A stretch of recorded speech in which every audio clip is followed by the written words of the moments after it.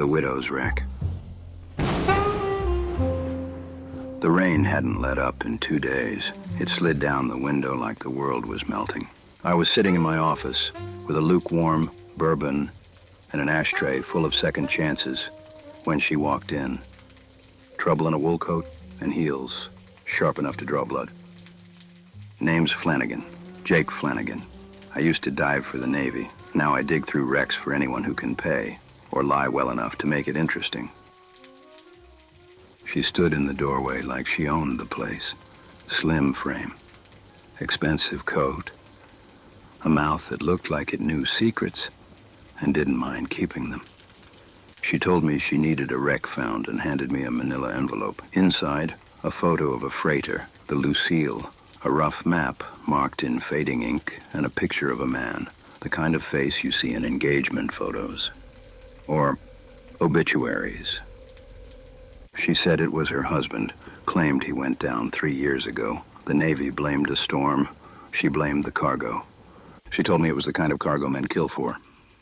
I studied the map. The Lucille was off the Outer Banks, shallow enough for a dive, far enough that no one had found it or lived long enough to tell about it. Her name was Carly. She told me to be careful. They say the wreck doesn't like visitors. Down where the shadows whisper low, a city drowns in undertow. Smoke curls in the midnight air. Danger's a perfume everywhere. Beneath the murky moonlight, where secrets hold you tight, a detective deep sea diver for hire, swimming through the depths of desire.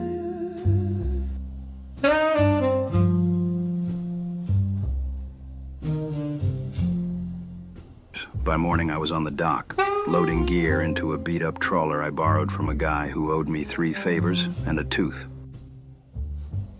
12 miles out, the sonar pinged something big and broken. I dropped into the dark. The Lucille sat on the bottom like a tomb, torn open, rusted out. Inside the cargo hold, I found something I didn't want to.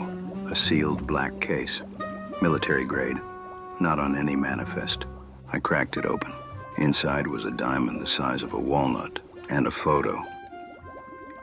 Carly. Same face, just younger and beautiful. I didn't get a chance to think. Something brushed past me, fast, warm, wrong. I turned just in time to see the shadow slip into the wreck. That's when I knew this wasn't about treasure. It was about something the sea never meant to give back. Chapter 2.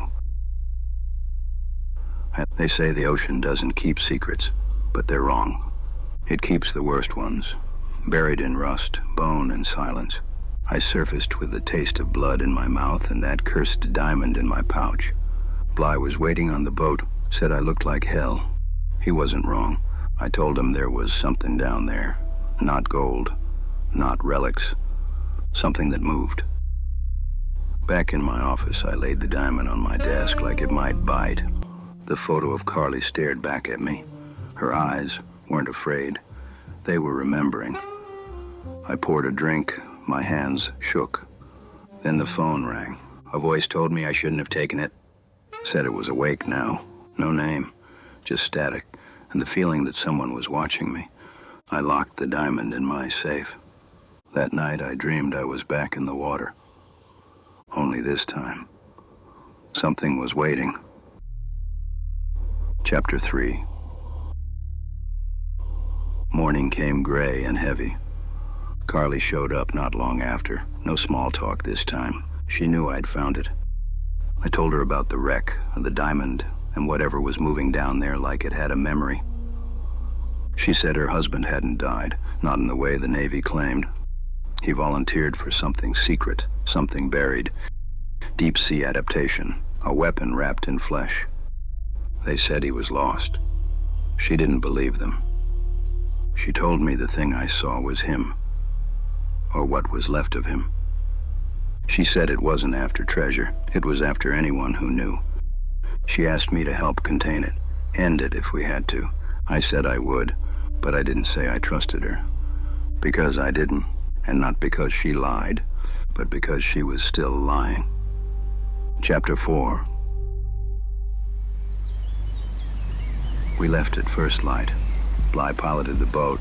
Carly stood at the bow. No heels. No lipstick. Just steel in her eyes. The sea was too calm, like it knew what was coming. We reached the site. I suited up and dropped in. The Lucille loomed in the dark, split and hollow. I felt it again, that presence. I moved through the wreck, light cutting shadows. Then I saw it. Just a flash of scales, a flicker of movement. I held out the diamond, drew it in. The trap was set. The net dropped. It fought hard. But we had it. And in the moment its eyes met mine, I swear, it recognized me. Chapter 5.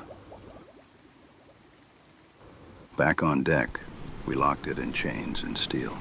It didn't thrash, just watched. Carly stood beside the cage, silent, reverent. The ride back was quiet. The sea didn't move. At the dock, a black truck waited, men in coats. No questions. Carly told me it was going somewhere safe, told me to come to her estate that night. She'd explain everything. As they loaded the creature into the truck, it looked at me. One last time. And I knew. I'd seen that look before. In mirrors, in the eyes of soldiers who'd lost everything but memory. Whatever this thing was, it remembered something. And that something included me. I didn't sleep. By morning, I was back at the estate. They were moving the creature. No hazmat suits, no questions, just procedure, like it had been planned all along. Carly didn't speak much. She didn't need to. She showed me where it would stay. A private wing, blue lit, quiet, contained. She spoke to it gently, like it could still hear her. She said this wasn't about saving him. It was about honoring what was left, making peace with the change. And I believed her, not because I wanted to, but because I knew that look in her eyes. It's the one you wear when you've already lost something, and choose to love it anyway. I left the estate just before midnight, the sea wind sharp in my lungs.